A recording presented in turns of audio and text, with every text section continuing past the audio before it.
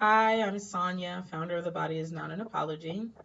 And today is day 4 of my RUHCUS. And day um, 4, we're launching into day 4 of the When We Say Yes campaign. And oh my goodness. So I was going to do this video earlier because I was feeling actually really inspired. I put out like we're $140 from 7,000. Can we get over? And then I logged in and we were like at 7,100 and something, and I felt really good. And then I just got several like really not just things that didn't feel good, correspondences that didn't feel good. And so like what's really up for me today is this oh feeling minimized, I think, is what is behind the feeling. Um, and I'm trying to really place um, place it where it belongs, and like really own what's not about me is not about me.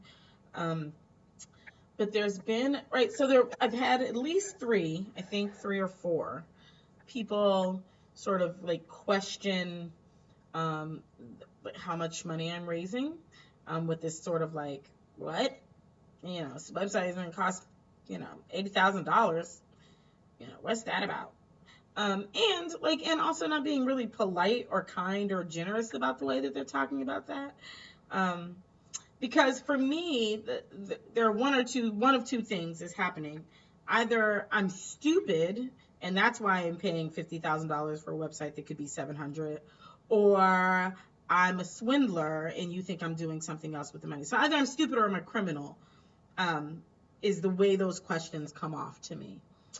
And and so it's frustrating to me, and I can't help but not look at things through the lens in which is the world that I live, right? Like as a queer, black, fat woman, right? That's who I am. That's the body that I move through the world in.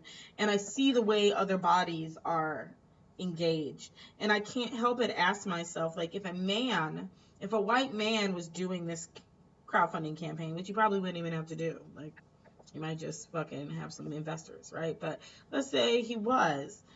Um, would people be questioning whether or not he vetted other offers? Would people be um, shrinking what it is that that he's trying to do in the world, or would people just assume it was supposed to be big and that's why it's going to be expensive?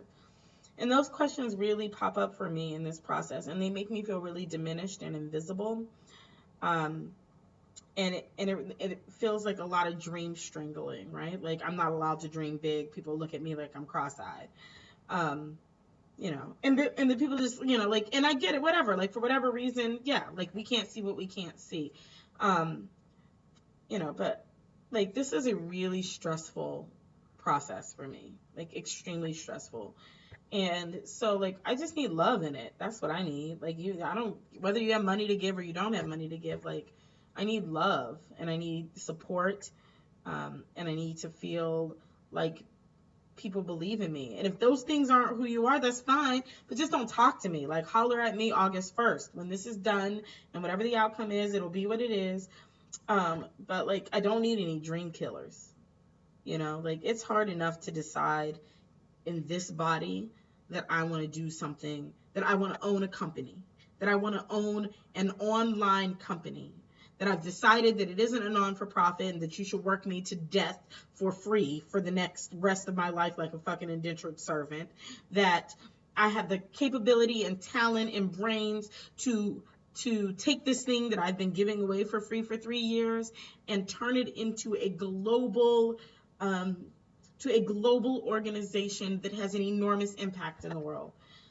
It's taken me a tremendous amount of work to step into that belief. For the last year, I would say that I have been allowing myself to own the potential of what the body is not an apology can be in the world. And so to have people come and sprinkle their negativity on it is hurtful. That's just that simple.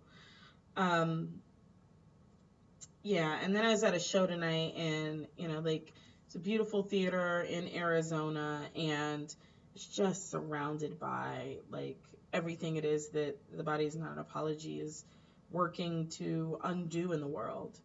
Like an entire night full of you know, after an after show dinner party